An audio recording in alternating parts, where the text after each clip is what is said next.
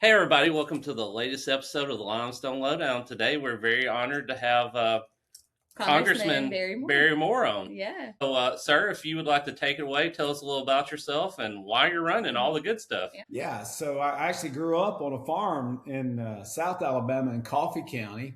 Okay. We farmed until 1980, and then left, went off to Auburn, got my degree in ag science, worked in the animal health industry for a little while, and came back and started my own garbage company. So I started one old truck and about 6 or 7 roll-off containers. So I still got my CDLs, my health cards expired, and I don't get to drive a garbage truck anymore. Since, we've been doing that for 25 years, and the company, my wife and son now have it. Because when I ran for Congress, you weren't allowed to keep stock in anything you built. I didn't want to ever sell it because I didn't know how long the Lord would leave me in politics, and I could always go back to the family business. And so built that business. And in 2008, the Republican Party came to me and asked me to run for the state house. And I told them no. I was like, my kids are young, my business is young. I really don't like politics. It's not something I want to do in my life. And so, but in between 2008 and 2010, Barack Obama said we're no longer a Christian nation. And when he said that, I told my wife Heather that day, I said, if they ever ask us to serve and get involved in politics, we as a Christian nation and as people of faith better engage, or we'll lose our voice in the process. And so in 2010, sure enough, the party came back and asked me to run. And so we got elected to the state legislature. We were part of that first Republican majority since the Civil War in Alabama. I went in the state as a state rep, had District 91, which was about 40 or 50,000 people. Served 2 terms there, and I honestly thought I was going to get out of politics. I did 2 terms. I thought that was long enough. But in that second term, in August of 2015, President Trump, then Donald Trump, came to Alabama to Lab People Stadium. That was his first stadium event. And I was down there, and, they were asking, is anybody going to endorse Donald Trump today? Well, there were 17 in that primary. Yeah. He was an outsider, but we had Rubio coming from Florida, was running as president. We had Scott Walker, the governor of Wisconsin. There was a lot of guys that were running. So I really hadn't kind of got a piece about who to support, and it was early in the race. And so Heather and I were in a bus in Lab People Stadium, and somebody knocked on the door and said, would any of you guys be willing to endorse Trump? Well, Heather and I just went down the hall, said a prayer, and got a piece about endorsing this guy in New York City. When I told the president that story, he's like, why did you do that? And I said, I don't know, sir. I just had a piece that's where I needed to be in this fight. My dad, he was the same thing when there were 17 out there running. He told me back then, he's like, that man is going to be our next president. And he has supported him since then. So like, as long as you've been a follower of him, and my dad is like super, super conservative. I was really shocked when he's like put all of his support behind him, because at the time, like you said, we had Rubio, we had a long list of candidates. So yeah. And he was kind of an outsider. Like, he didn't, I mean, you had all those people in the race, the Bush, Jeb Bush was in it. There were a lot of people in that race. And for us, we just got a piece. And honestly, there were a lot of people like, what are you doing? I'm like, I don't know. I had Baptist friends, all kind of friends asking me what I was doing. And I was like, I don't know. I just think he's the guy for the time and the nation. And so when he won in 2016, I was probably as happy as he was, just about, because I'd been out on a limb. I'd been criticized for standing with him. And here he was, the president. And he began to just move the needle for the nation. And so when he came to us and said, Barry, you need to run for Congress, we were like, had to pray about that, because I was kind of getting out of politics. I was winding down. I didn't really want to do this anymore. And we just felt compelled to get in. So we got elected into Congress. So I've been here for 5 years. I'm a member of the House Freedom Caucus. I tell everybody, my number one job is to protect your liberty. And I've got the highest liberty score in the delegation at a 96. And so I have been in the fight for your liberty and for the America First agenda. The natural transition, not natural, but for me, it was kind of untimely when Coach and I came to D.C. at the same time. He came to the Senate, I came to the House. We were voting a lot alike. We were allies to the president. We were allies to the America First movement. And sure enough, when he announced he was running for governor, my phone started ringing. They're like, you really need to do this. And I didn't really want to do this. And so anyway, so I had to seek the Lord, because I was like, man, I don't want to do this. But he called us to do it, and we stepped in the race, and of course got the president's endorsement in January. And so things have been rolling along. Yeah. And you've been busy. We've been following you on the campaign trail. I know that you've been super busy. So we are here in Limestone County, so North Alabama, in Athens, Alabama. And we just wanted to kind of focus on some of the questions that I think some of the residents here might resonate with. And so with just a few questions, I know you're super busy, but Jerry, go ahead.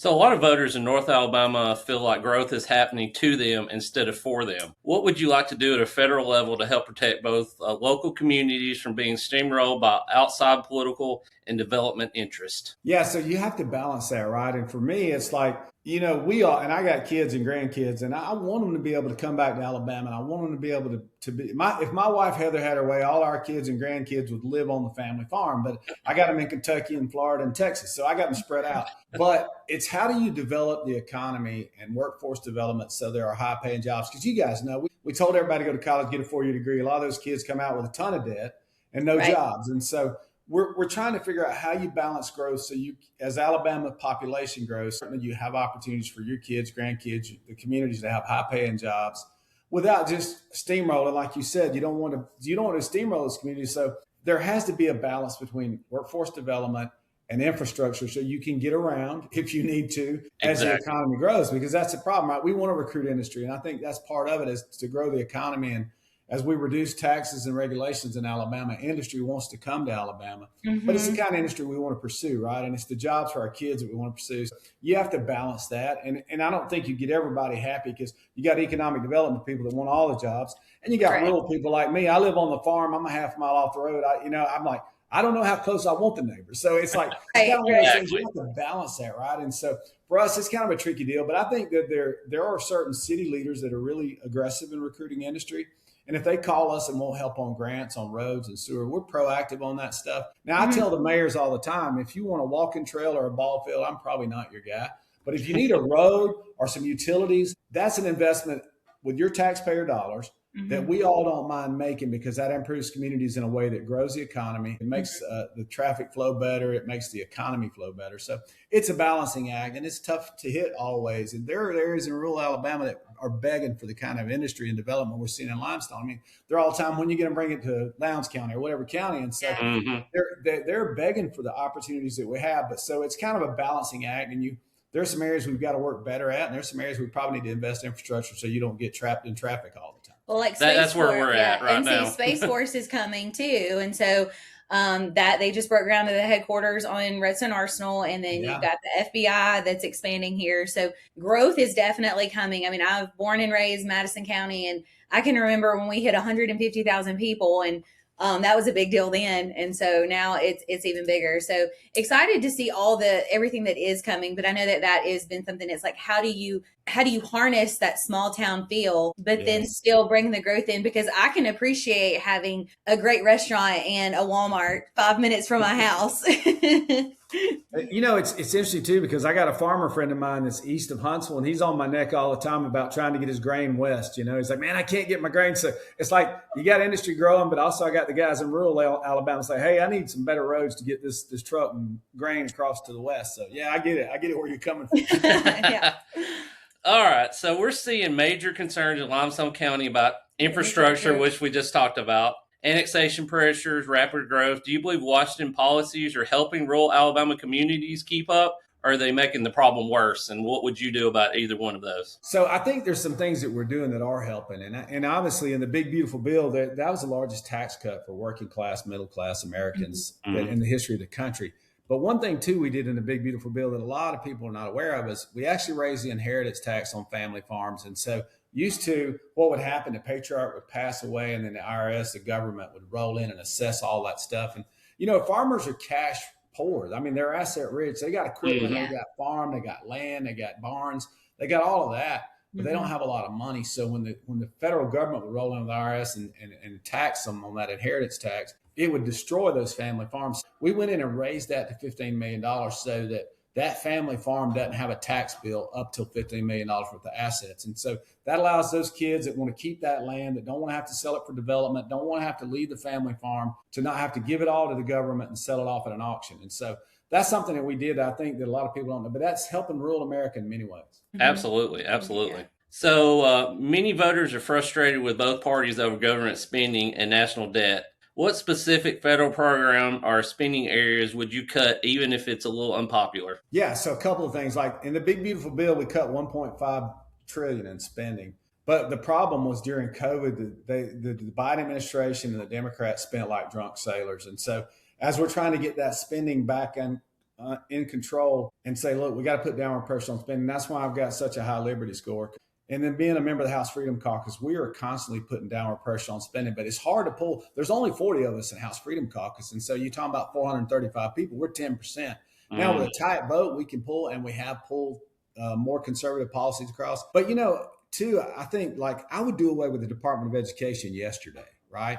And leave that money in the states, because all we do is send all this money to D.C. And I actually sponsored the bill to do away with the Department of Education. I think Linda McMahon's working on that as Secretary of Education. But it's like that money that Alabama sends to D.C. goes through a bunch of bureaucrats' hands, and then they attach some sort of policies to it, requirements for the state and our taxpayers to get our money back. So we're like, don't send it to Washington, D.C. Send it straight to the state and let them put it in the classrooms. Let us educate our kids based on our Alabama values rather than the federal government and a bunch of bureaucrats in Washington, D.C. Absolutely. Absolutely.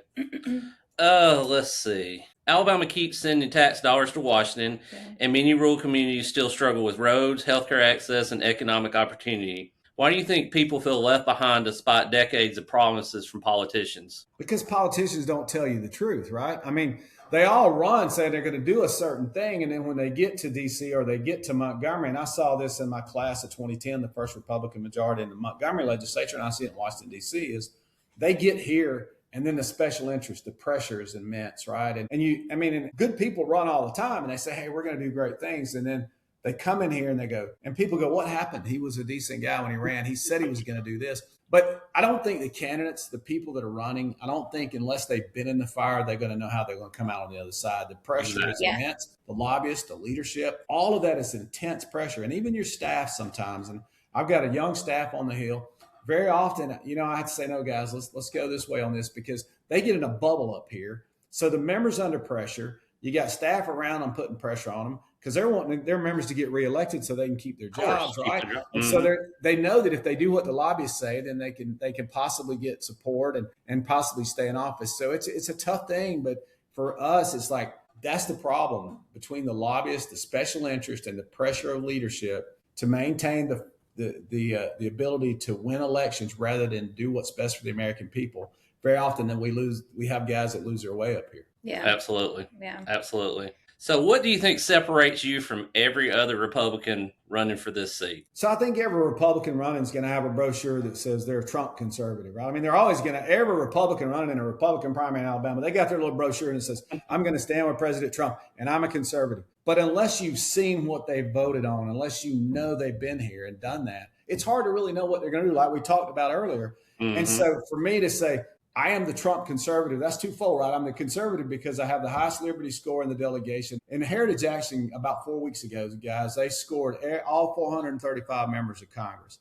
There were 11 members in the U.S. House of Representatives who got a perfect score, and I was one of the 11. And so I've got a record, and I moved policy for 5 years for the president across the finish line.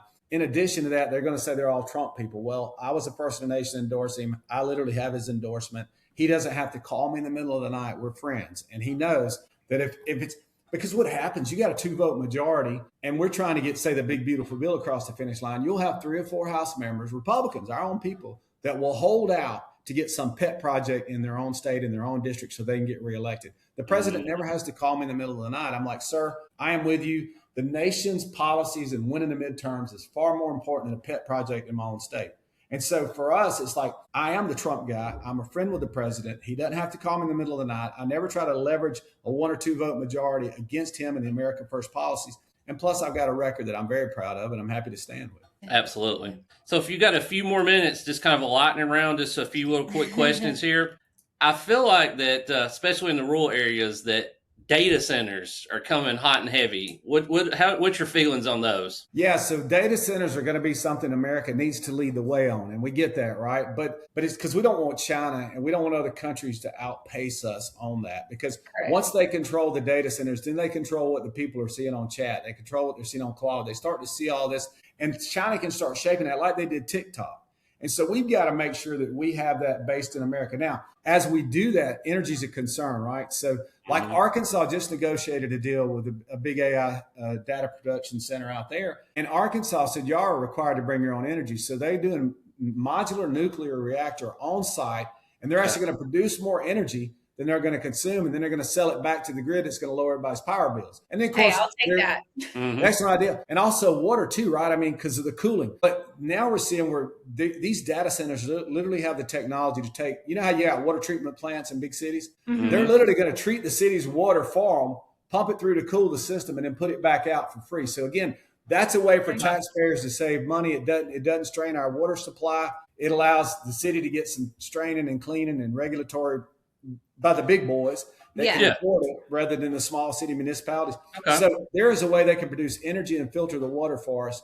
And their technology is amazing. And guys, there's new technology coming on that I'm meeting with. Absolutely. Well, look, if whenever you win the primary and we have to have these conversations, I'm gonna reach back out to you because there is it's not been confirmed, but there is a huge spot here in Limestone County that there's been some land that's for sale. I think that there's a lease that's up like next spring. It's about 600-ish acres. And so that is something I could get on board with if the data center that's coming here that we're going to work with our local government, promise all of that to the people. Because I think that you find the horror stories, right? You don't hear this, you don't hear the good stories, but they are out there. We've talked to some people across the nation about it. So that does make me feel a little bit better. Yeah. And it's up to the state leadership, right? I mean, you got to negotiate that deal. Like at the federal level, we're going to do that. We'll put the guardrails on it, but the state government has to require that from those guys. And guys, I've met with some producers lately. They've got some new technology. They may not need as big a computing areas, as much heat and as much water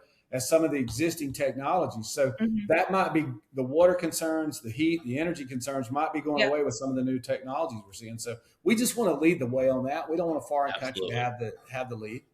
And that leads right into TVA and the power grid concerns. So what are we doing to, TVA leading the way, especially here in the Tennessee Valley?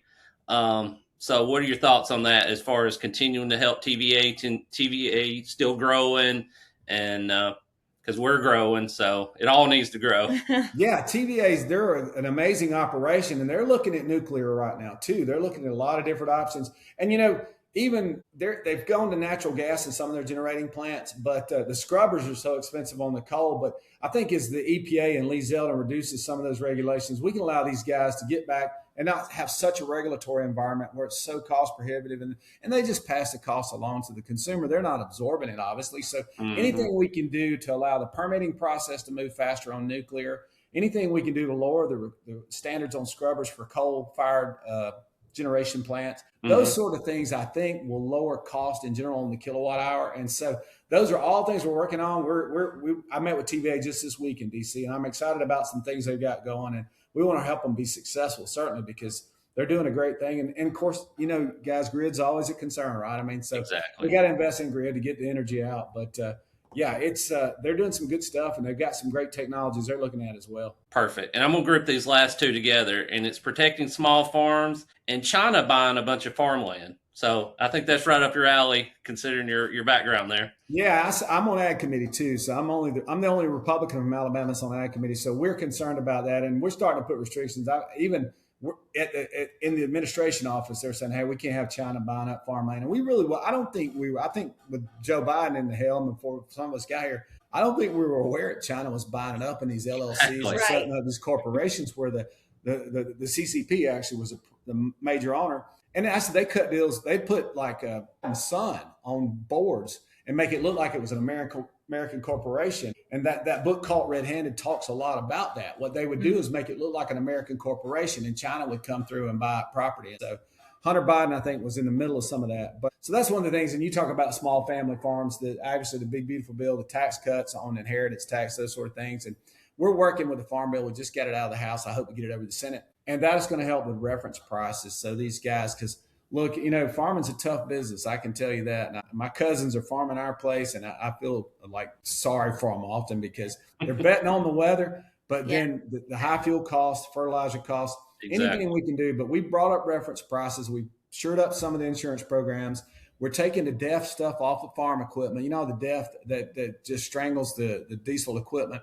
That was an amendment we added on the floor the other night. So we're doing some things to make the farmer's life better and more bearable. But the farm bill, if nothing else, will allow them to go to the lender as a producer and say, hey, we've got this farm bill. This is what our reimbursements are going to be. So allow them to get them loans and stay in business. Absolutely. So I guess we're done with the questions. No, I got some more. Well, I was gonna say Auburn or Alabama, but you started out with Auburn, so I'm gonna say Roll Tide to you. It's all good. My chief of staff's an Alabama grad. She's my DEI hire. I tell everybody. What's your favorite fast food? Probably for me, it's gonna be Arby's. Arby's. What do you order at Arby's? I haven't been to Arby's in a long time. Roast beef sandwiches, because I'm on this diet, right? And I'm trying to eat mostly beef. Okay. And I'm not supposed to eat too much bread. Yeah. So I don't get the curly fries, because if I do, I'll eat every single one. Every single one of them. They're like just like the perfect crispiness, those curly fries. I'm like, dude, just give me the 2 roast beef sandwiches. Don't ask me why, because if you give me the fries, okay. And what's been something like on this campaign trail? Because like being able to get with you is kind of like last minute cramming it in, and we're just a few days before the primaries. But what's something that you do in your downtime to kind of relax? If I had downtime, I would fish. I love to fish. That's my thing. I don't golf. My buddy Jim Jordan's a big golfer, but I'm a fisherman, and I'm like, dude, I try to take them fishing every chance I get. Yeah, so go to barrymoreforalabama.com. Find out everything you need to know. And I've got a record. I've got a relationship with the president, and we'll be ready to go day one, because y'all come November. We only got 24 months with the boss in office. Exactly. We've got to get this America First agenda across the finish line. We don't have time for people to come up here and try to get a staff and get set up. We're ready to go day one for the people of Alabama and the nation in general. Perfect. Thank you so much. So thanks everyone for listening. So till next time, guys. All right.